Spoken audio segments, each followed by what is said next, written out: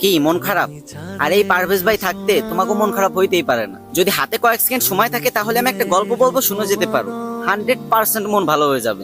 আর যদি না হয় তাহলে আনফলো করে দিও আমার, যাও। তো ঘটনাটা হয়েছে কি, ছেলে শ্বশুর বাড়ি যাবে, তো মাথা তার একটু ছিঁড়া মগা, তাই মা শিখাই দিচ্ছে, বাবা শ্বশুর বাড়ি যায় আগে শ্বশুর আব্বারে বলবি আব্বা কেমন আছেন, কারণ তোর শ্বশুর আব্বা অনেক অসুস্থ। উনি হয়তো তখন নিশ্চয়ই বলবে যে ভালো আছি, তখন তুই বলে উঠবি এটাই তো আমাদের কাম্য। তারপর তুই উনি কি ওষুধ খাই সেটা জানতে চাইবি, উনি নিশ্চয়ই যে ওষুধ খাই কিছু একটা কথা বলবেন, তখন তুই বলবি বাহ খুব ভালো ওষুধ, এই ওষুধ আপনি খেতে থাকেন, সুস্থ হয়ে যাবেন খুব তাড়াতাড়ি। তারপরে বলবি আব্বা কোন ডাক্তার দেখাচ্ছেন, সে নিশ্চয়ই একটা ডাক্তারের নাম বলবে, তখন তুই বলবি দারুণ ডাক্তার, আপনি দেখাতে থাকেন, খুব তাড়াতাড়ি সুস্থ হয়ে যাবেন। আর সবসময় হাসি খুশি থাকবি, কেমন?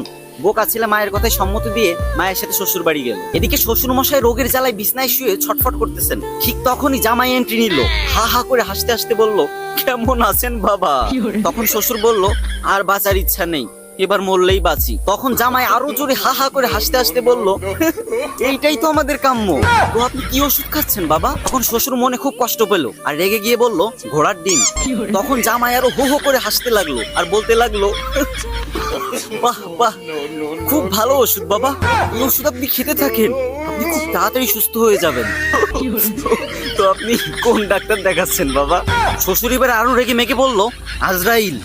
এটা শুনে জামাই হা হা হো হো হি হি করে আসতে লাগলো আর বলতে লাগলো খুব ভালো ডাক্তার, খুব নাম করা ডাক্তার, আপনি দেখাতে থাকেন, আশা করি খুব তাড়াতাড়ি সুস্থ হয়ে যাবেন। বাবা।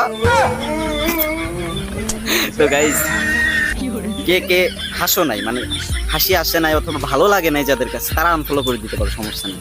কিন্তু যাদের ভালো লাগছে অবশ্যই ফলো দিবা কিন্তু, ঠিক আছে? রোদ্দুর ভিতর দাঁড়া অনেক কষ্ট করে ভিডিওটা বানাইছি।